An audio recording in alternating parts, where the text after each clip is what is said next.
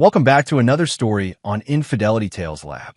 Before we begin, tell us, where in the world are you watching from? Now, let's dive into today's story. Chapter 1.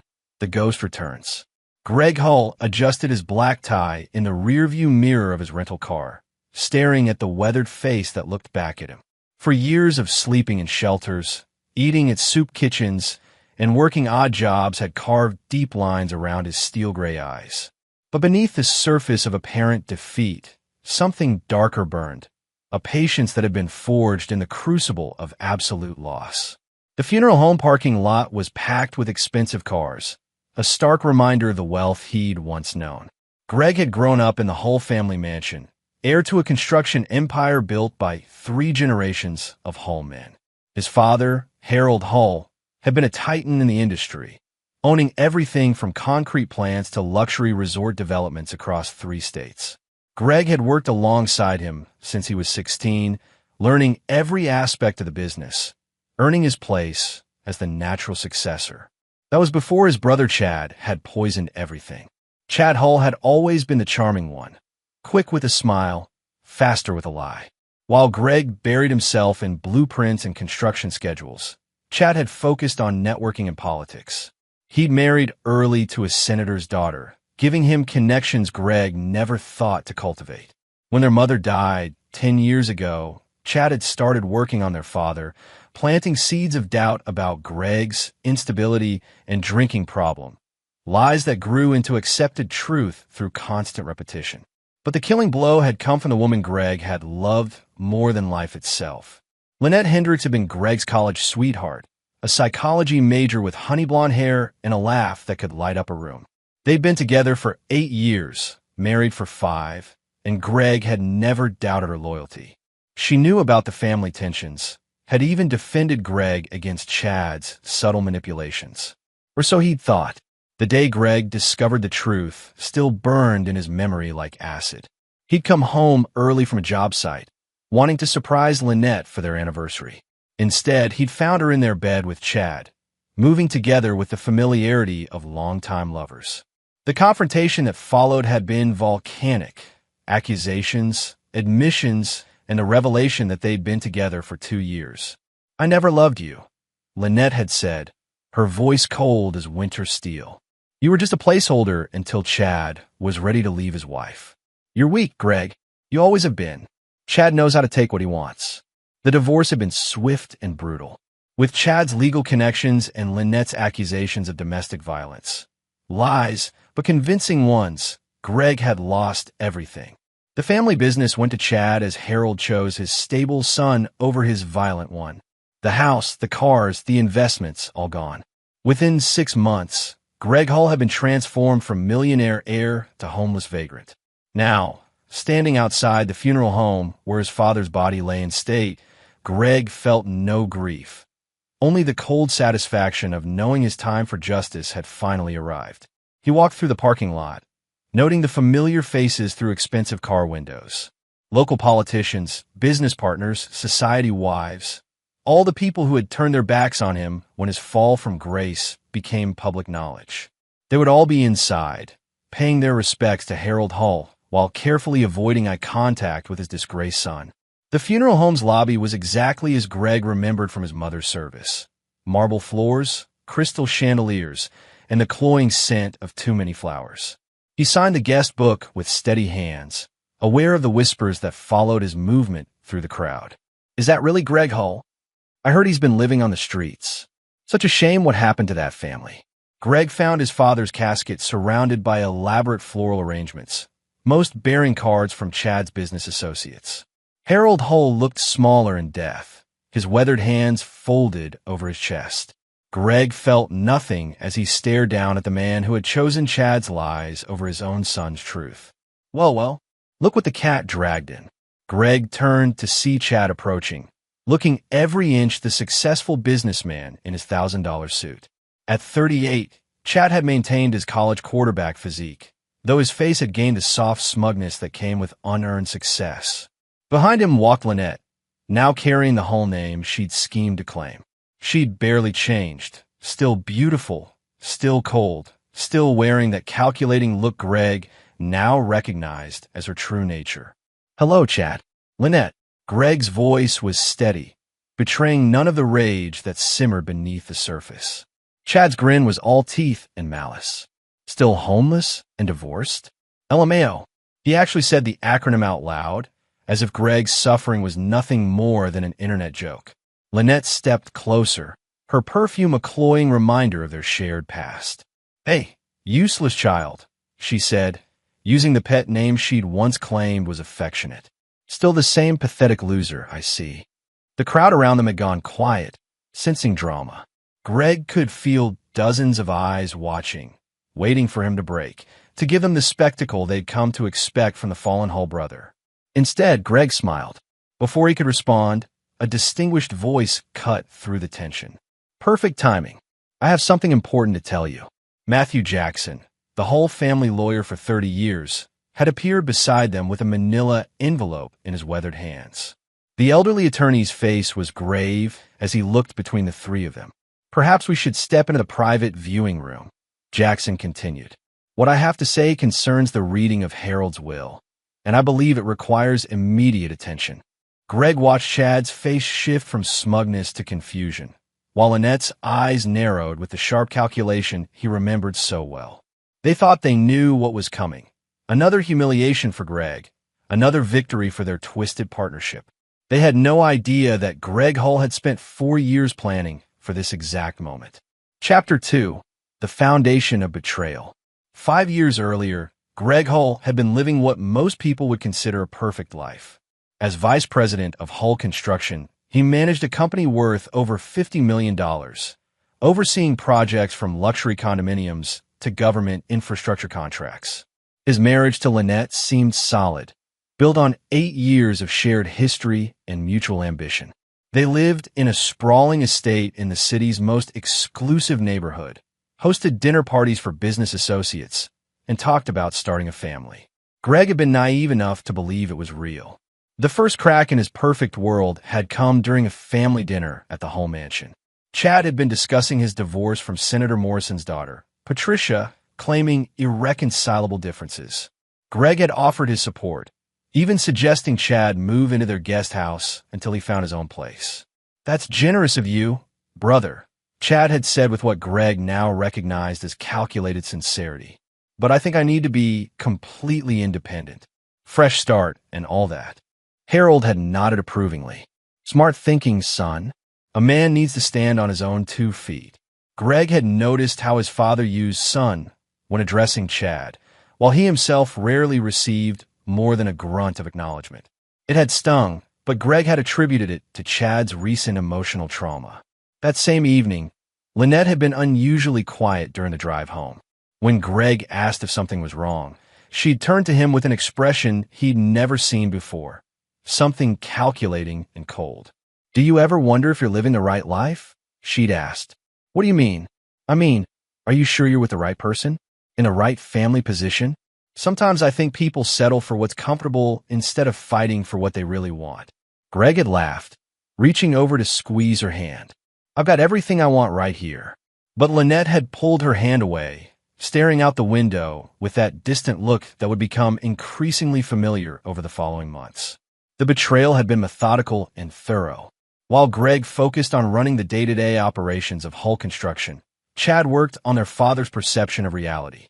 Family dinners became opportunities for Chad to subtly undermine Greg's decisions, questioning his judgment on projects and highlighting every minor setback as evidence of deeper problems. "I'm worried about Greg, Dad," Chad would say with feigned concern. "He's been making some questionable calls lately." The Morrison project was 3 weeks behind schedule because of his miscalculations. It was weather delays, Greg would protest, but Harold's trust had already begun to erode. Meanwhile, Lynette had become increasingly distant, claiming work stress and scheduling conflicts that kept her away from home. Greg had been concerned enough to suggest marriage counseling, but she dismissed the idea with a laugh. "Not everything needs to be fixed, Greg. Sometimes people just grow apart." The lies had been everywhere, but Greg had been too trusting to see them. Chad would show up at their house when Greg was at work, ostensibly to borrow tools or check on Lynette after Greg mentioned she'd been feeling unwell.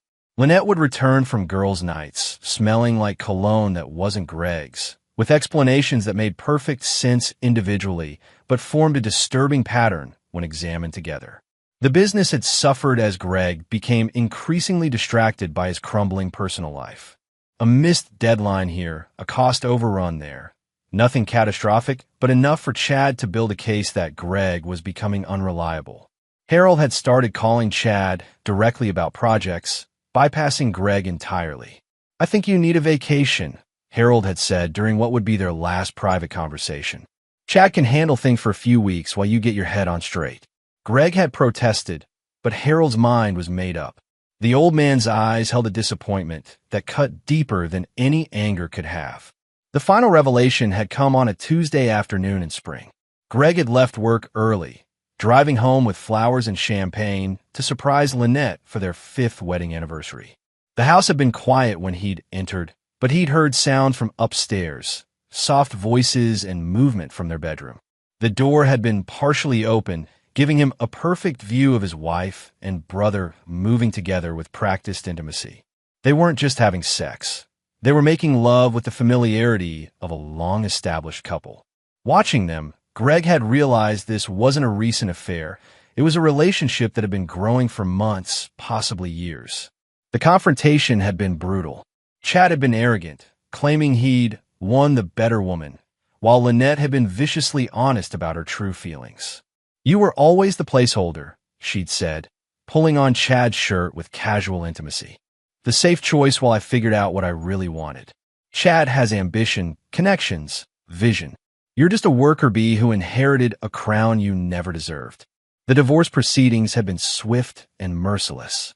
Chad's political connections had provided Lynette with a lawyer who specialized in high-stakes family court cases. Her claims of emotional and physical abuse, all lies, but convincingly delivered, had swayed a judge who seemed predisposed to believe the beautiful victim over the angry husband. Harold had refused to support Greg publicly, claiming he didn't want to take sides in family matters. But privately, he made his choice clear by promoting Chad to president of Hull Construction and removing Greg from all decision-making authority. "You're not thinking clearly," Harold had said during their final argument. "A man who can't control his own household can't be trusted to run a business."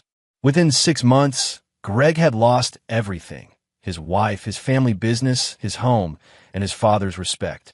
Chad and Lynette had married in a lavish ceremony at the country club where Greg had once been a member.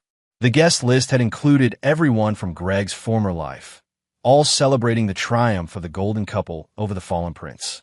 But what they didn't know was that Greg Hull had inherited more than just a construction company from 3 generations of Hull men. He'd inherited their patience, their ability to plan, and their absolute ruthlessness when dealing with enemies. Over the past 4 years, while living in shelters and working menial jobs, Greg had been planning something that would make his brother and ex-wife understand the true meaning of loss. Chapter 3: The Reading of Vengeance. The private viewing room felt like a courtroom as Matthew Jackson arranged his papers on the mahogany table. Chad sat with the confidence of a man who believed himself untouchable, while Lynette maintained the composed mask she perfected over 4 years of high society marriage. Greg remained standing by the window, appearing calm despite the hurricane of anticipation building in his chest. "Before we begin," Jackson said, adjusting his wire-rimmed glasses, "I should note that Harold made several significant changes to his will in the weeks before his death. These modifications were made with full legal capacity and proper witnesses." Chad leaned forward. "What kind of changes, Matthew?" "Nothing too dramatic, I hope." The lawyer's expression remained neutral. "I'll read the relevant sections verbatim, as Harold requested." He opened the official document, cleared his throat, and began. "To my son Chad Hull, who has spent the past 4 years believing himself to be my heir and successor, I leave the sum of $100,000 and my collection of fishing equipment. This bequest comes with my recognition of his success in deceiving an old man who should have been wiser." Chad's face went white. "What the hell does that mean?" Jackson continued reading. "To Lynette Hull, nay Hendricks, who married into my family through lies and manipulation, I leave nothing. She has already taken more than her share. Lynette shot to her feet. This is impossible. Harold loved me like a daughter. I was the only one who visited him regularly in his final months. Please sit down, Mrs. Hull, Jackson said firmly. There's more. Greg felt his pulse quicken as the lawyer turned to the next page. To my son, Greg Hull, who I wronged through my own blindness and pride, I leave my sincere apology and the entirety of my estate, including all business holdings, properties, and investments, valued at approximately $68 million. The silence that followed was deafening. Chad's mouth moved soundlessly while Lynette gripped the back of her chair, her knuckles white. Furthermore, Jackson continued, I direct my executor to inform Greg that the safety deposit box at First National Bank contains materials that will be of great interest to him. The contents were compiled with the assistance of private investigator Raphael Owen, whom I hired after discovering certain discrepancies in information I had been given about my sons. Chad finally found his voice. This is insane. The old man was clearly suffering from dementia. We'll contest this will so fast, it'll make your head spin. I'm afraid that won't be possible, Jackson replied calmly. Harold underwent comprehensive psychological evaluation just 2 weeks before his death. Dr. Amanda Chung declared him to be of completely sound mind and judgment. Her report is part of the official file. Greg spoke for the first time since entering the room. Tell them about the investigation, Matthew. The lawyer nodded grimly. Harold hired Raphael Owen 18 months ago after becoming suspicious about certain claims made regarding Greg's character and behavior. Owen's report makes for fascinating reading. He pulled out a thick folder and opened it to the first page. For instance, the domestic violence claims made during the divorce proceedings were thoroughly debunked. Owen interviewed 3 witnesses who were present during the alleged incidents. All confirmed they never occurred. Lynette's face had gone pale. You can't prove anything. Those were sealed court records. Owen is very thorough, Jackson continued. He also documented the affair between Chad and Lynette, which began approximately 18 months before Greg discovered it. Hotel records, credit card statements, witness testimonies, quite comprehensive. Chad stood abruptly, his chair scraping against the floor. So what? We're all adults here. People fall in love. True, Greg said, finally turning from the window. But corporate fraud is a different matter entirely. The words hung in the air like a death sentence. Chad's swagger cracked slightly. What fraud? I've never. Sit down, Chad. Greg's voice carried an authority that made his brother comply instinctively. Let Matthew finish reading. Jackson turned to another section of the report. Owen discovered that Chad had been systematically overbilling clients and skimming profits for nearly 3 years. The money was hidden in offshore accounts established under false names. The total amount appears to be just over $4 million. That's impossible, Chad protested, but his voice lacked conviction. The evidence includes bank records, forged invoices, and testimony from 3 employees who were aware of the scheme but afraid to come forward, Jackson continued. One of them, Stuart Gleason from the accounting department, kept detailed records as insurance against being blamed himself. Lynette was staring at Chad with growing horror. You told me that money came from successful investments. It did come from investments, Chad said desperately. I invested in the company's future by stealing from it, Greg interrupted. By betraying everything our grandfather and father built. By proving that you're exactly the parasite I always suspected you were. Chad lunged toward Greg, but stopped when the door opened to admit 2 men in suits. Gentlemen, Jackson announced, meet Detectives Wayne Farley and Aaron Stevens from the Financial Crimes Division. They've been very interested in Mr. Owen's findings. Detective Farley stepped forward with handcuffs visible on his belt. Chad Hull, you're under arrest for embezzlement, corporate fraud, and tax evasion. You have the right to remain silent. As the Miranda warning continued, Chad's face cycled through disbelief, rage, and finally, desperate terror. Lynette backed against the wall, her perfectly composed mask finally cracking to reveal the calculating opportunist beneath. This isn't over, Chad snarled as the handcuffs clicked shut. I'll fight this. I'll prove you set me up. Greg smiled for the first time in 4 years, a cold, predatory expression that made everyone in the room take a step back. Oh, brother, he said softly. We're just getting started. As the detectives led Chad away, Lynette turned to Greg with something approaching her old seductive smile. Greg, honey, you have to understand, I was trapped. Chad threatened me, controlled me. I never wanted to hurt you. Greg looked at her for a long moment, remembering the woman he'd once loved enough to forgive anything. Then he thought about 4 years of sleeping in shelters while she lived in luxury, built on stolen money and lies. Lynette, he said gently, in about 30 minutes, you're going to receive a visit from the IRS. Turns out when you file joint tax returns with someone who's hiding millions in offshore accounts, you become liable for the unpaid taxes. The penalties and interest should wipe out whatever assets you might have claimed in the divorce. Her mask finally shattered completely. You bastard. You planned this whole thing. I planned nothing, Greg replied. I simply waited for the truth to surface, then made sure it reached the right people. Justice isn't revenge, Lynette. It's just accounting. As she stormed out, Greg turned back to Matthew Jackson, who was organizing his papers with the satisfaction of a job well done. There's one more thing, Greg, the lawyer said. Your father left you a personal letter. He wanted you to read it alone. Greg took the sealed envelope with hands that barely trembled. After 4 years of careful planning and patient waiting, Harold Hull would finally have the last word. Chapter 4. The Letter and the Plan. Greg waited until he was completely alone in his hotel room before opening his father's letter. The envelope bore Harold's distinctive handwriting, still strong despite his 73 years. Inside, 3 pages of thick stationery carried words that Greg had waited 4 years to hear. My son Greg, if you're reading this, then justice has finally been served, though far too late for my liking. I have no excuse for the blindness that allowed me to believe Chad's lies and doubt your character. A man my age should have been wiser, but perhaps the heart always wants to believe the more pleasant lie over the harder truth. Raphael Owen's investigation opened my eyes to the depth of Chad's deception and your innocence in all matters. The domestic violence claims were fabricated, the business failures were sabotaged, and your supposed drinking problem was a complete fiction. I failed you as a father by choosing to believe the son who told me what I wanted to hear over the son who showed me who he really was through his actions. But this letter is not just an apology, it's a roadmap.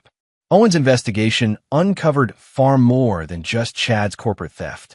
I've spent the last 18 months documenting every lie, every manipulation, every crime committed against you and our family legacy. The safety deposit box contains evidence of additional schemes that go far beyond simple embezzlement. Chad has been using Hull Construction as a front for money laundering operations tied to his political connections. The Riverside Casino project was funded with dirty money from Pablo Pollard's organization, filtered through shell companies Chad established. The city contracts were secured through bribes paid to Councilman Terry McKee and Planning Commissioner Hugh Higgins. The entire operation is documented in the files. But Greg, I'm not asking you to simply turn this evidence over to authorities. I'm giving you the tools to destroy them completely, legally, financially, and socially. They took 4 years of your life through lies and manipulation. Take everything from them in return. Your loving father, Harold Hull. P.S. Felix William at the bank has been expecting you. The second safety deposit box contains something else you'll need. Greg set the letter down and walked to the hotel window, staring out at the city where he'd once been a prince and then a pauper. His father's words had lifted a weight he'd carried for 4 years, but they'd also confirmed something he'd suspected. Chad's crimes went far beyond simple theft. The next morning, Greg visited First National Bank.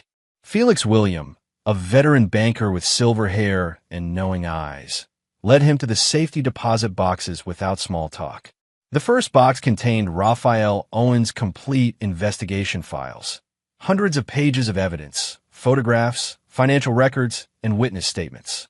The second box contained something that made Greg smile with genuine appreciation for his father's thorough planning. Cash. Nearly $2 million in untraceable bills, accumulated over 18 months from Harold's personal accounts. Attached was a note for expenses not covered by traditional legal channels. Greg spent the next week studying every document, understanding the full scope of Chad and Lynette's betrayal. The evidence painted a picture of systematic corruption that reached into city government, state politics, and organized crime. Chad hadn't just stolen from the family business. He turned it into a criminal enterprise. More importantly, Greg now understood why Lynette had targeted him so specifically. Her psychology degree hadn't been wasted. She'd been the perfect manipulator to identify his weaknesses and exploit them. The entire affair had been calculated from the beginning, designed to position Chad as the reliable heir while discrediting Greg completely. But Harold's investigation had revealed Lynette's true background as well. Her real name was Linda Henderson, and she'd been married twice before under different identities. Each marriage had ended with her husband losing substantial assets through suspicious circumstances. She was a professional predator who'd found the perfect mark in the whole family fortune. On the seventh day, Greg made his first move. He called Detective Wayne Farley and arranged a meeting at a discreet coffee shop downtown. Farley arrived looking skeptical until Greg began laying out documents that expanded the embezzlement case into something much larger. "Jesus Christ," Farley muttered, studying photographs of Chad meeting with known associates of Pablo Pollard. "How long has this been going on?" "At least 3 years," Greg replied. "Probably longer. Hull Construction has been washing money for multiple criminal organizations while also paying bribes for preferential city contracts. The Riverside Casino project alone involved $12 million in dirty money." Farley was a 20-year veteran who'd seen every kind of corruption, but this evidence was overwhelming in its scope and precision. "Why come to me?" he asked finally. "With evidence like this, you could go to the FBI, the state attorney general, anywhere." Greg leaned back in his chair, allowing himself a slight smile. "Because you arrested Chad based on my father's evidence. You've already committed to seeing this through. And because I want them to understand exactly how much they've lost before the federal agencies get involved." Over the next 2 weeks, Greg orchestrated a campaign of revelation that unfolded like a carefully planned military operation. Anonymous tips led reporters to offshore banking records. Suspicious activity reports triggered IRS investigations into multiple shell companies. Witness statements from former employees suddenly became public knowledge. Chad's arrest for embezzlement had been shocking enough. But as the web of corruption unraveled, it became clear that Hull Construction had been the center of a criminal conspiracy that touched dozens of public officials and business leaders. Lynette's true identity as Linda Henderson became front-page news when her previous marriage victims came forward with their stories. The beautiful widow who charmed high society was revealed as a serial predator who destroyed multiple families for financial gain. But Greg's masterstroke came when he arranged for Pablo Pollard to learn that Chad had been cooperating with police from the moment of his arrest. It wasn't true. Chad had maintained his innocence throughout, but Pollard didn't know that. The crime boss's organization had a reputation for handling informants with extreme prejudice. Greg made sure Chad learned about Pollard's displeasure while he was still in county jail awaiting federal charges. The fear in his brother's eyes during their first and only jail visit was worth 4 years of patient waiting. "You set me up," Chad whispered through the bulletproof glass. "You planned this whole thing." "I planned nothing," Greg replied calmly. "I simply documented your crimes and made sure the right people learned about them. Everything that's happening to you is the direct result of choices you made." Chad's face was gaunt from stress and fear. "Pollard's people are going to kill me." "Then you'd better hope the federal prosecutor offers you protective custody," Greg said, standing to leave. "Of course, that would require admitting to crimes you've spent weeks denying." "Wait," Chad called desperately. "What about Lynette? What are you going to do to her?" Greg paused at the door, considering the question. In truth, Lynette's destruction was already well underway through legal channels. Her assets frozen, her reputation ruined, her true identity exposed. But Chad didn't need to know that his ex-wife's fate was sealed. Lynette made her choice 4 years ago, Greg said finally. "She chose you over me because she thought you were the winner. Now she gets to live with the consequences of that choice." As Greg walked away from the jail, he felt the satisfaction of a plan executed to perfection. But this was only the beginning. The evidence he'd inherited from his father contained enough ammunition to destroy not just Chad and Lynette, but the entire network of corruption they'd built around themselves. Justice, Greg reflected, was indeed just accounting, and he intended to balance these books down to the last penny. Chapter 5. The Network Falls. 3 weeks after Chad's arrest, Greg sat in the renovated penthouse office that had once belonged to his father. Hull Construction was officially under federal oversight while the investigation continued, but Greg's inheritance as majority shareholder gave him control over day-to-day operations. His first act had been to hire Amanda Chung, the psychiatrist who'd evaluated his father, as the company's new chief ethics officer. His second had been to schedule individual meetings with every employee who'd remained silent about Chad's crimes. Stuart Gleason arrived first, nervous sweat beading on his forehead despite the building's air conditioning. As the accounting manager who'd documented Chad's embezzlement, Stuart had been living in fear of retaliation for nearly 3 years. "Mr. Hull," Stuart began, "I want you to know I never wanted to be part of—" Greg raised a hand to stop him. "Stuart, you kept detailed records that helped expose my brother's crimes. That took courage, even if you were initially motivated by self-preservation." "I was terrified," Stuart admitted. "Chad threatened to frame me for the thefts if I ever said anything. He had connections everywhere: police, courts, politicians. I didn't think anyone would believe me." "I understand. But now I need you to help me understand something else." Greg pulled out a file folder containing bank records and shell company documentation. "These accounts show money flowing to companies that don't seem to exist. Can you walk me through how Chad was hiding the money laundering operations?"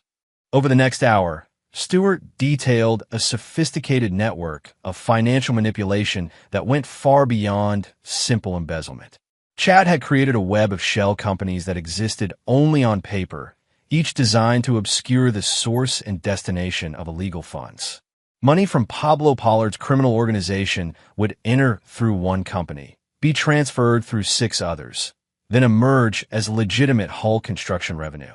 The genius of it, Stuart explained reluctantly, was that most of the individual transactions looked normal. A construction company receiving payment from subcontractors, paying suppliers, transferring funds for materials. Only when you mapped the entire network could you see it was all designed to wash dirty money. Greg nodded grimly. His brother had been more clever than he'd given him credit for, but cleverness without conscience was just another form of stupidity. That afternoon, Greg met with Detective Farley and 2 federal agents who'd joined the investigation.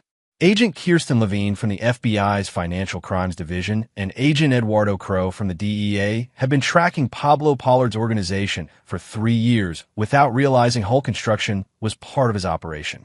"Your brother's cooperation has been limited," Agent Levine said diplomatically. "He maintains his innocence despite overwhelming evidence." "Chad always did have trouble accepting responsibility," Greg replied. "But I might be able to help you understand the full scope of the network." He provided them with Harold's complete files, including surveillance photographs of Chad meeting with Pollard's lieutenants, detailed financial records showing money transfers, and copies of coded communications between Hull Construction and various criminal enterprises. "This is incredible," Agent Crow muttered, studying photographs of Chad shaking hands with known drug dealers. "We've been trying to map Pollard's money laundering operation for years. This gives us everything we need."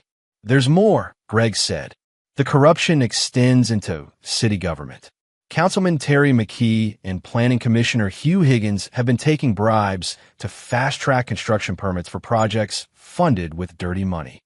Agent Levine looked up sharply. "Do you have evidence of that?" Greg pulled out audio recordings his father had made during the final months of his life. Harold had suspected the bribes and used his connections to document meetings between Chad and the corrupt officials. The recordings were damning. Chad's voice clearly discussing payments to McKee and Higgins in exchange for expedited permits, and zoning variances. The officials' voices equally clear in accepting the arrangements and discussing specific amounts. Jesus, Detective Farley breathed. This is going to bring down half the city government. Only the corrupt half, Greg corrected. The honest officials will remain to rebuild what's been damaged. Within 48 hours, the investigation had expanded to include federal racketeering charges. McKee and Higgins were arrested at their homes in pre-dawn raids, while Hull Construction's offices were searched by teams of federal agents collecting evidence of the money laundering conspiracy. The local media had a field day. Headlines screamed about corruption at City Hall, organized crime infiltration of legitimate businesses, and the stunning fall of one of the region's most prominent families. Chad's mugshot appeared on the front page of every newspaper, his once confident smile replaced by the hollow stare of a man facing life in federal prison. But Greg's attention was focused on a different target. Lynette had hired Kenneth Herman, one of the city's most expensive criminal defense attorneys, despite claiming poverty in her divorce filings. Greg knew she had to be drawing on hidden assets, money that represented her share of Chad's criminal profits. Through Raphael Owen, who'd remained on Greg's payroll after Harold's death, Greg learned that Lynette was living in a luxury apartment under her real name, Linda Henderson. She'd abandoned the pretense of being Chad's grieving wife and was preparing to disappear entirely once the heat died down. She'd done it before with previous husbands, vanishing with stolen assets while leaving behind devastated families. But this time, she'd underestimated her target. Greg arranged to meet her at the apartment through a carefully orchestrated deception. Owen had contacted her claiming to represent a potential buyer for information about Chad's hidden assets, information that would be valuable to either the government or Pablo Pollard's organization. When Lynette opened the door expecting a corrupt private investigator, she found Greg standing in the hallway with a briefcase and a cold smile. "Hello, Linda," he said, using her real name. "We need to talk." Her mask of composed beauty cracked instantly, revealing the calculating predator beneath. "What do you want?" "Justice," Greg replied, stepping into the apartment uninvited. "And an accounting of everything you've stolen from my family." The apartment was expensively furnished with art and jewelry that couldn't have been purchased on Chad's legitimate salary. Greg recognized several pieces from their former home, items Lynette had claimed in the divorce settlement despite their connection to the Hull family heritage.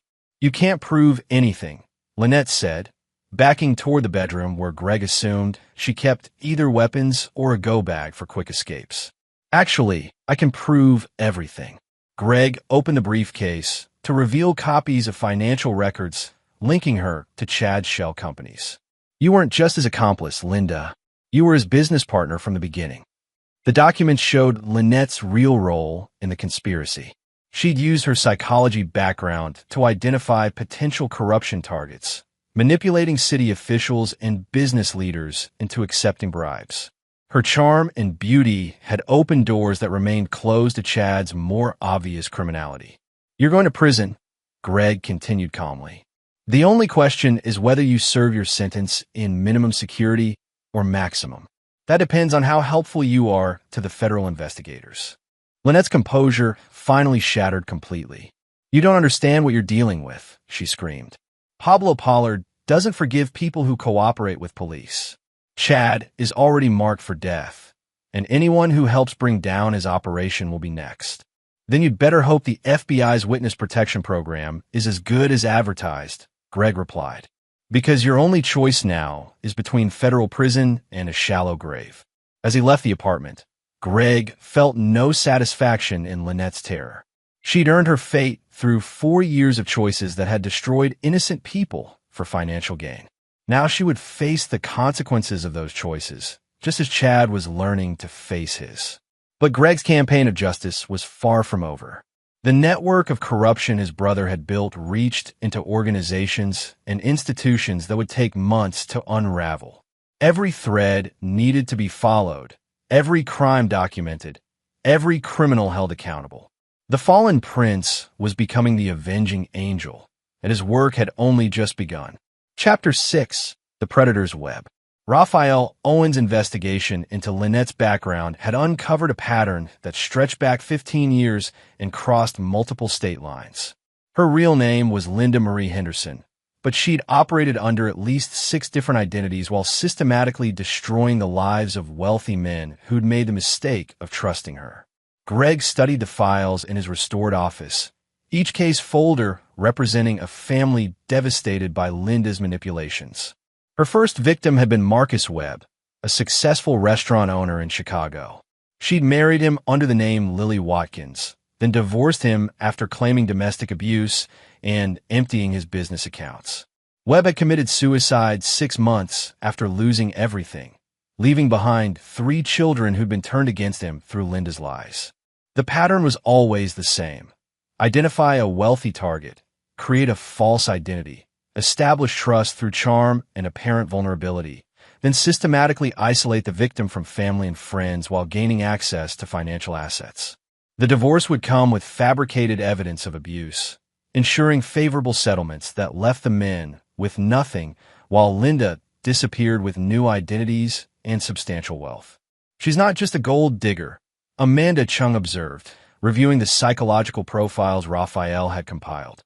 She's a sociopathic predator who views human beings as resources to be exploited and discarded. Greg nodded grimly. The question is whether we can connect her to all these previous crimes. Most of the evidence is circumstantial, and some of these men are dead. Actually, Raphael said, I found something interesting. Linda made a mistake with her 4th victim, William Cross in Denver. She used the same social security number on 2 different marriage licenses, creating a paper trail that connects multiple identities. The implications were staggering. If they could prove Linda had committed marriage fraud across state lines, she'd face federal charges that could add decades to her sentence for the whole conspiracy crimes. Greg authorized Raphael to expand his investigation, using Harold's remaining cash reserves to dig deeper into Linda's criminal history. What they discovered over the next 2 weeks was even worse than they'd imagined. Linda hadn't just stolen money from her victims. She destroyed their relationships with their children through systematic psychological manipulation. Children were turned against their fathers through carefully planted suggestions of abuse and neglect. Business partnerships were sabotaged through whispered accusations of incompetence and dishonesty. Entire social circles were poisoned against the targets through Linda's masterful manipulation of sympathy and outrage. She's a one-woman hurricane, Raphael reported during their final briefing. Everywhere she goes, families and businesses are destroyed while she walks away richer and ready to start again. But Greg's investigation had revealed something else. Linda had never faced real consequences for her crimes. The men she destroyed had been too broken or too dead to pursue justice. Law enforcement agencies in different states had never connected the cases. She'd operated with impunity for 15 years, leaving a trail of devastation that stretched across the country. That was about to change. Greg arranged a meeting with Agent Levine and Detective Farley, presenting them with Raphael's complete investigation into Linda's criminal history. The evidence showed a clear pattern of interstate fraud, identity theft, and racketeering that gave federal prosecutors everything they needed to file additional charges. This is incredible work, Agent Levine said, studying the case files. We can tie her to at least 8 separate federal crimes across 5 states. She's looking at multiple life sentences even before we factor in her role with the whole conspiracy. There's something else, Greg said. She's been using the money from these crimes to fund other criminal enterprises. The shell companies Chad created weren't just washing money for Pablo Pollard. They were also laundering Linda's profits from marriage fraud operations. The revelation expanded the federal investigation yet again. Linda hadn't just been Chad's accomplice. She'd been running her own parallel criminal organization that used Hull Construction as a financial clearinghouse for multiple illegal enterprises. But Greg's most satisfying discovery came from an unexpected source. During the investigation, Raphael had interviewed several of Linda's previous victims' children, now adults who'd spent years believing their fathers were abusive monsters. When presented with evidence of Linda's true nature, many began to question the stories they'd been told. Sarah Webb, Marcus Webb's eldest daughter, called Greg personally after learning about the investigation. "I hated my father for 10 years before he killed himself," she said, her voice breaking with emotion. "I believed every lie that woman told about him. Now I know she murdered him as surely as if she'd pulled the trigger herself." Greg arranged for Sarah and several other victims' children to meet with federal prosecutors. Their testimony about Linda's psychological manipulation tactics provided crucial evidence for racketeering charges that could ensure she never had the opportunity to destroy another family. The web of corruption was finally being unraveled completely. Chad faced life in federal prison for money laundering, racketeering, and conspiracy charges. The bribes to city officials had triggered a wider investigation that implicated dozens of contractors and government employees in a pay-to-play scheme that had been operating for years. Pablo Pollard's organization was being systematically dismantled as federal agents used Hull Construction's records to trace money laundering operations across the entire criminal network. Pollard himself had been arrested in a spectacular raid that yielded enough evidence to eliminate his organization permanently. But for Greg, the most important victory was Linda's complete destruction. She'd spent 15 years believing herself untouchable, superior to the men she'd manipulated and destroyed.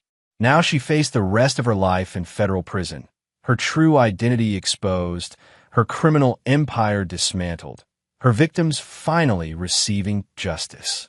As Greg signed the final papers returning Hull Construction to legitimate operation, he reflected on the 4-year journey from homeless disgrace to victorious heir. The company his grandfather had built would survive and prosper, clean of the corruption that had nearly destroyed it. The fallen prince had reclaimed his throne, but more importantly, he'd ensure that the predators who tried to destroy his family would face consequences that matched their crimes. Justice, he'd learned, was indeed just accounting, and the books were finally balanced. Chapter 7. The Final Reckoning. 6 months after Chad's arrest, Greg stood in the federal courthouse watching his brother shuffle into the courtroom in shackles and an orange jumpsuit. The man who'd once commanded board meetings and political fundraisers now looked like a broken shell, his face gaunt from months of protective custody and his eyes constantly darting toward the gallery where Pablo Pollard's associates might be sitting. Judge Margie Allison, a no-nonsense veteran of the federal bench, reviewed the charges with methodical precision. Money laundering, racketeering conspiracy, bribery of public officials, tax evasion, and fraud. 23 separate federal charges that carried a combined maximum sentence of over 300 years. Chad's attorney, a harried public defender named Shane Jimenez, had already negotiated a plea agreement. In exchange for his cooperation against other members of the conspiracy, Chad would receive a sentence of 25 years in federal prison without possibility of parole. "Mr. Hull," Judge Allison addressed Chad directly, "do you understand that by accepting this plea agreement, you are admitting guilt to all charges and waiving your right to appeal?" Chad's voice was barely audible. "Yes, Your Honor.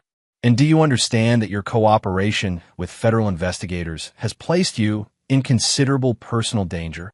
"Yes, Your Honor." Greg felt no satisfaction watching his brother's humiliation. This wasn't revenge. It was simply the natural consequence of choices Chad had made over years of criminal behavior. Justice didn't require Greg's emotional investment, only his commitment to seeing truth revealed and consequences enforced. The gallery was packed with reporters, victims of Chad's crimes, and federal agents who'd spent months unraveling the conspiracy. Near the front sat Sarah Webb and 3 other children of Linda's previous victims, finally witnessing accountability for the woman who destroyed their families. Linda herself, no longer pretending to be Lynette Hull, would face sentencing the following week. Her trial had been a media sensation, with prosecutor Gail Simons methodically presenting evidence of 15 years of marriage fraud, identity theft, and psychological manipulation. The jury had deliberated for less than 2 hours before finding her guilty on all 47 federal charges. But today belonged to Chad's reckoning. "Before I impose sentence," Judge Allison continued, "I want to address the impact of your crimes on the community and your family. The corruption you facilitated damaged public trust in government institutions. The money laundering operation you enabled supported drug trafficking and violence that harmed countless innocent people. And your betrayal of family trust destroyed relationships that can never be fully repaired. Chad stood motionless as the judge's words washed over him. Greg wondered if his brother truly understood the magnitude of what he'd done, or if he still saw himself as a victim of circumstances beyond his control. However, the judge added, "Your cooperation has been substantial and valuable. Federal agents have indicated that your information led to the arrest and conviction of 37 additional defendants and a seizure of over $40 million in criminal assets." The cooperation had come at a cost. Pablo Pollard's organization had put a bounty on Chad's head that would follow him for the rest of his life. Even in federal prison, he needed protective custody to survive. "Chad Hull," Judge Allison announced, "I hereby sentence you to 25 years in federal prison to be served in protective custody. You will also pay restitution of $12 million to victims of your crimes and forfeit all assets obtained through illegal activities." Chad swayed slightly as the sentence was imposed, but remained standing. Greg watched his brother's shoulders slump in acceptance of his fate, a quarter-century in a 6x8 cell, constantly looking over his shoulder for enemies who would never forgive his betrayal. As Chad was led away, Greg felt Detective Farley's hand on his shoulder. "Your father would be proud," Farley said quietly. "Justice was served here today." Greg nodded, but said nothing. Harold Hull's ghost could rest knowing that his company's honor had been restored and his true heir vindicated, but pride seemed like the wrong emotion for this moment. The following week brought Linda's sentencing, which proved even more dramatic than Chad's. She'd refused all plea agreements, maintaining her innocence despite overwhelming evidence. Her trial had revealed the full scope of her predatory career, with victim after victim testifying about the devastation she'd caused. Judge Allison's sentencing speech was scathing. "Linda Henderson, you have spent 15 years destroying families through systematic manipulation and fraud. You have shown no remorse for your crimes and no recognition of the suffering you've caused. Your actions represent a level of calculated cruelty that demands the severest response."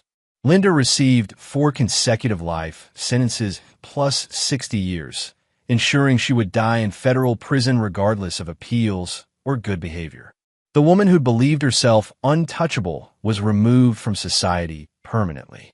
As the courtroom cleared after Linda's sentencing, Greg found himself alone with Raphael Owen, who'd been instrumental in documenting the evidence that made justice possible. "Any regrets?" Raphael asked. Greg considered the question carefully. "I regret that it took 4 years for the truth to surface.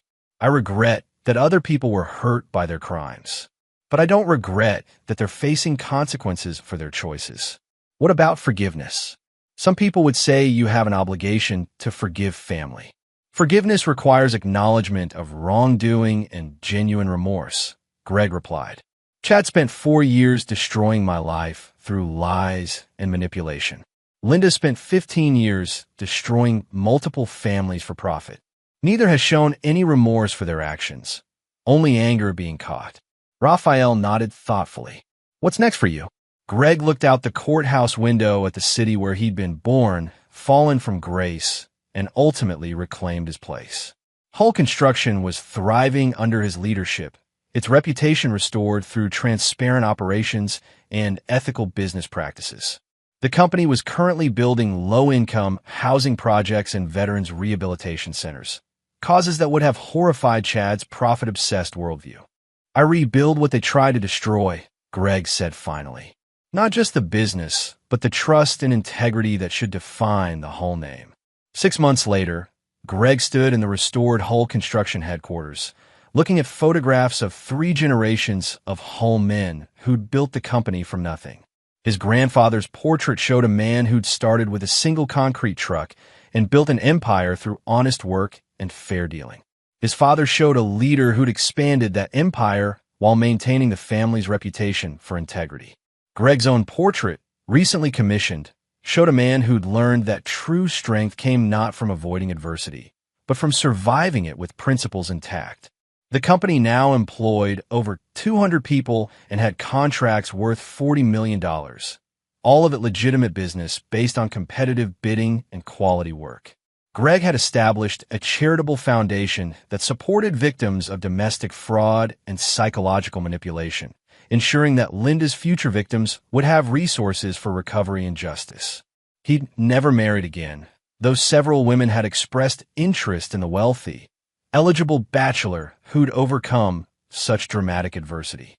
Trust, once broken so completely, was difficult to rebuild even with innocent people. But Greg had found peace in solitude and purpose in his work. Every successful project, every ethical business deal, every family helped by his foundation represented a victory over the forces that had tried to destroy him. The fallen prince had not just reclaimed his throne. He'd proven himself worthy of it through trials that would have broken a lesser man. And unlike the fairy tales, this story ended not with forgiveness and reconciliation, but with justice served and accounts balanced. Some betrayals were too profound for forgiveness. Some crimes demanded consequences that lasted a lifetime. Greg Hull had learned that mercy without justice was merely weakness, and that true strength sometimes required the courage to walk away from those who'd proven themselves unworthy of redemption. In the end, the price of betrayal had been paid in full, and Greg Hull could finally rest knowing that the dead were avenged and the living were protected from predators who'd learned too late that some men could not be broken, only strengthened by the trials they endured. Chapter 8. The Network's End. 1 year after the trials, Greg received an unexpected visitor at his office. Agent Kirsten Levine arrived with a thick file folder and the satisfied expression of someone who just closed a career-defining case. "The Pablo Pollard investigation is officially complete," she announced, setting the folder on Greg's desk. "I thought you'd want to see the final numbers." Greg opened the file to find a comprehensive summary of the criminal network's destruction. Pollard himself was serving life without parole after his organization's money laundering operation was exposed through Hull Construction's records. 63 associates had been arrested, tried, and convicted on various federal charges. Over $80 million in criminal assets have been seized and returned to victims. "Your brother's cooperation was instrumental," Agent Levine continued. Despite the personal danger, he provided information that led to arrests across 5 states and 2 countries. Greg felt no warmth toward Chad, despite his cooperation. Fear of Pablo Pollard's revenge had motivated his brother's assistance, not genuine remorse for his crimes. Chad was serving his sentence in protective custody at a federal prison in Colorado, where he would remain for the next 24 years. "What about the city corruption cases?" Greg asked. "Complete victory there as well. Terry McKee and Hugh Higgins both received 15-year sentences. The investigation expanded to include 12 other city employees who were taking bribes or kickbacks. The entire planning and zoning department has been restructured with new oversight procedures." The corruption cases have been personally satisfying for Greg, who'd watched honest contractors struggle to compete against companies that bought their approvals through bribes. Hull Construction's current success was built on merit rather than corruption, a fact that made every victory more meaningful. But the most important update concerned Linda Henderson's appeals. She exhausted her final appeal last month, Agent Levine reported. The Supreme Court declined to hear her case.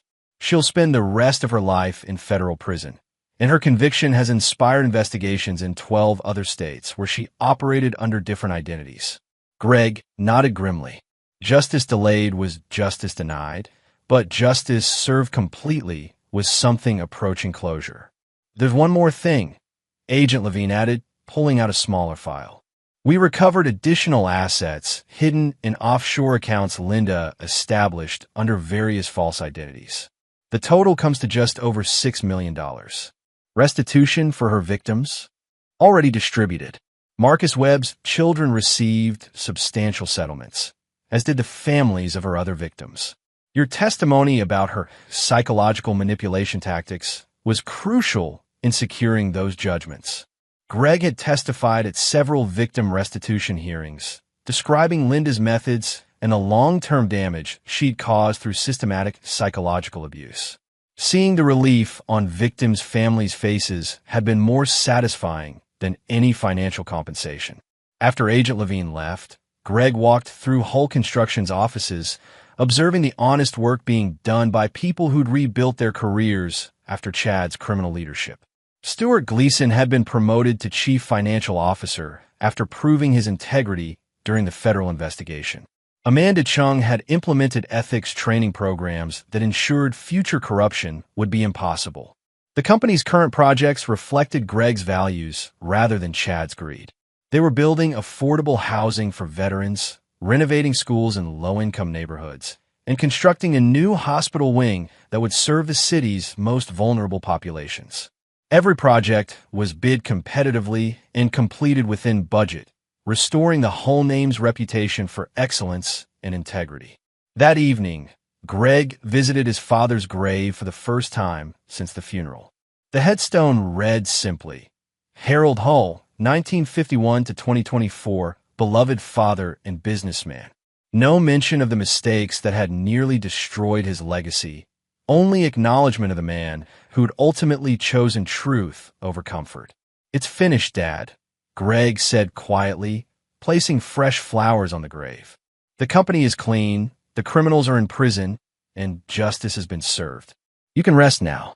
A light rain began to fall as Greg walked back to his car, washing the dust from his father's headstone and the courthouse steps where Chad and Linda had been sentenced. The city looked different now, cleaner somehow, as if the removal of corruption had allowed honest growth to flourish. Greg's phone buzzed with a text from Raphael Owen. "Pollard found dead in his cell this morning. Apparent suicide, but federal investigators are treating it as suspicious. Thought you should know." Greg deleted the message without responding. Pablo Pollard's death, whether suicide or murder, was justice of a different kind. The inevitable result of a criminal lifestyle that made enemies of everyone who mattered.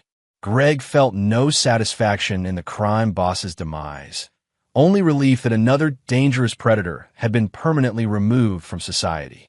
The rain intensified as Greg drove through the city center, past the construction sites where Hull construction crews were building legitimately acquired projects, past the courthouse where justice had been served through proper legal channels, past the homeless shelter where Greg had once slept, now renovated with funds from his charitable foundation. For years ago, he'd been a broken man who'd lost everything through others' lies and manipulations. Tonight, he was a successful businessman who'd restored his family's honor through patience, planning, and unwavering commitment to truth. The fallen prince had become something better than royalty. He'd become a man who understood that true power came from integrity rather than corruption, from justice rather than revenge, from building rather than destroying. His enemies were imprisoned or dead, their criminal networks dismantled, their victims compensated. The accounts were balanced, the books closed, the story complete. Greg Hull drove home through the rain, satisfied that he'd proven the most important truth of all. Some men could be broken by betrayal, but others were only strengthened by it, tempered like steel in the fire of adversity until they became unbreakable instruments of justice. The price of betrayal had been paid in full, and Greg Hull could finally move forward knowing that the innocent were protected and the guilty had faced consequences that matched their crimes. Justice, after all, was just accounting, and these books were permanently closed. Chapter 9. Legacy of Justice. 5 years after Harold Hull's funeral, Greg stood on the balcony of his penthouse office, looking out over a city transformed by the removal of systemic corruption. Hull Construction had become the region's largest employer, with over 500 employees working on projects that serve the community rather than criminal enterprises. The company's motto, displayed prominently in the lobby, read simply, "Built on truth, founded on honor." The transformation hadn't been easy. Rebuilding trust after Chad's criminal leadership had required years of transparent operations, ethical business practices, and community engagement. Every contract was bid openly, every project completed within budget, every employee held to the highest standards of integrity. Greg's secretary, Nina Gill, knocked on his door, carrying the morning's mail and newspapers. At 62, Nina had worked for Hull Construction for 30 years, surviving both Chad's criminal period and the company's rebirth under Greg's leadership. "The morning papers," she said, setting down copies of local and national publications. "You might want to see the front page of the Tribune." The headline read, "Hull Construction wins National Ethics Award for Business Excellence." The article described Greg's transformation of the company from criminal enterprise to community pillar, highlighting the charitable foundation's work with fraud victims and the company's commitment to rebuilding trust through transparent operations. 5 years ago, Hull Construction was synonymous with corruption and scandal, the article stated. Today, under Greg Hull's leadership, it represents the highest standards of business ethics and community service. This remarkable transformation demonstrates that redemption is possible even after the most serious betrayals of public trust. Greg set the paper aside without reading the full article. Media attention made him uncomfortable, but he understood its value in demonstrating that legitimate business could be more successful than criminal enterprises. His phone buzzed with a text from Sarah Webb, Marcus Webb's daughter, who became a victims' rights advocate after her father's vindication, saw the article. "Dad would be proud that his death led to something positive. Thank you for making sure Linda paid for what she did to all of us." Similar messages have been arriving all morning from victims' families, former employees, and community leaders who'd watched Greg's methodical restoration of his family's reputation. The fallen prince had become something unexpected, a symbol of redemption through justice rather than forgiveness. But the most significant message came from an unexpected source. "Mr. Hull," Nina said, returning with a formal letter bearing federal letterhead. "This just arrived by special courier." The letter was from Agent Levine, now promoted to supervise the FBI's white-collar crime division. "Dear Mr. Hull, I wanted to inform you personally that Linda Henderson died in federal prison yesterday evening. Official cause of death was complications from cancer, though she'd been refusing treatment for several months. She maintained her innocence until the end and expressed no remorse for her crimes. Her death closes the final chapter on one of the most complex fraud cases in federal history. 15 families received justice because of your courage in exposing her true nature and providing evidence of her criminal pattern. The investigative techniques developed during her case have been used to identify and prosecute 17 other marriage fraud predators operating across the country. Chad Hull remains in protective custody and has reportedly found religion during his incarceration. He's expressed interest in speaking with you, though I understand if you prefer to maintain no contact. Your father would be proud of what you've accomplished. Justice served through proper channels is always preferable to vigilante revenge, and your commitment to legal processes helped ensure that dangerous criminals faced appropriate consequences for their crimes. Respectfully, Agent Kirsten Levine. Greg folded the letter and placed it in his desk drawer alongside other correspondence from the various legal proceedings. Linda's death felt like the closing of a book he'd never asked to read, a final punctuation mark on a story of betrayal, justice, and redemption. He'd felt no satisfaction when Chad was sentenced, no triumph when Linda received life imprisonment, and no pleasure in learning of her death. Justice wasn't about emotional catharsis. It was about ensuring that consequences matched choices and that society was protected from those who'd proven themselves dangerous. That afternoon, Greg received another unexpected visitor.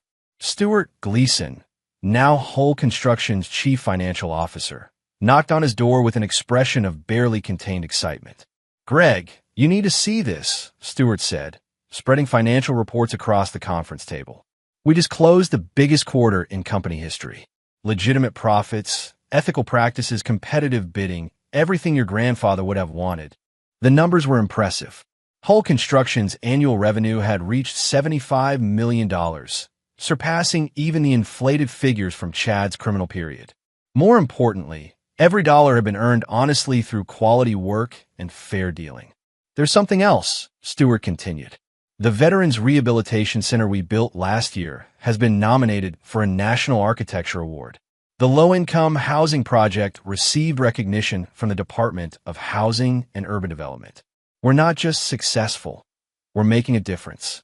Greg studied the reports with satisfaction. Success built on integrity was more valuable than wealth obtained through corruption, though it had taken years to prove that principle in practice. As the afternoon wore on, Greg found himself thinking about Chad's request for a meeting. His brother had been imprisoned for 5 years, serving his sentence in protective custody while helping federal investigators dismantle the remains of Pablo Pollard's organization. By all accounts, he'd become a model prisoner who'd found religion and expressed remorse for his crimes. But remorse offered after punishment was meaningless. Chad's cooperation with authorities had been motivated by fear rather than conscience, and his conversion in prison was likely another manipulation designed to improve his circumstances. Greg had learned that forgiveness required genuine repentance, while justice demanded that consequences match choices. Chad had chosen betrayal, corruption, and criminality. He would serve his full sentence regardless of his current claims of redemption. That evening, Greg attended the annual Hull Foundation Charity Gala, an event that raised money for victims of financial fraud and domestic abuse. The ballroom was filled with business leaders, politicians, and community activists who'd supported his efforts to restore the Hull name's reputation. The keynote speaker was Dr. Amanda Chung, who'd left her psychology practice to become a full-time advocate for fraud victims. Her speech focused on the long-term psychological damage caused by financial predators and the importance of legal accountability in the healing process. Justice delayed is justice denied, she said, but justice served completely allows victims to reclaim their lives and trust in social institutions. The Hull Foundation exists because Greg Hull understood that protecting future victims is more important than satisfying past grievances. The foundation had grown beyond Greg's initial vision. It now operated victim support centers in 12 states, provided legal assistance for fraud prosecutions, and funded research into the psychological techniques used by financial predators. Last year alone, it had helped convict 43 marriage fraud criminals and recovered over $20 million for their victims. As the gala concluded, Greg reflected on the journey from homeless disgrace to community leader. The fallen prince had discovered that true nobility came not from inherited position, but from earned respect, not from avoiding adversity, but from overcoming it with principles intact. His enemies were imprisoned or dead, their criminal networks dismantled, their victims compensated and protected. The Hull name represented honor rather than corruption, service rather than exploitation, justice rather than revenge. Greg had never remarried, never had children, never built the traditional family that might have motivated different choices. But he built something more lasting, a legacy of integrity that would survive long after he was gone. The accounts were balanced, the books permanently closed, the story complete. Greg Hull had proven that some betrayals created strength rather than weakness, that justice served properly was more satisfying than revenge, and that the price of betrayal, once paid in full, allowed the innocent to move forward while the guilty faced consequences that matched their crimes. In the end, that was enough. More than enough. It was justice. And there you have it. Another story comes to an end. What did you think? I'd love to hear your thoughts in the comments below. If you enjoy this story, consider joining our community by subscribing. It means the world to us. For more stories like this one, check out the recommended videos on screen. And I'll see you there.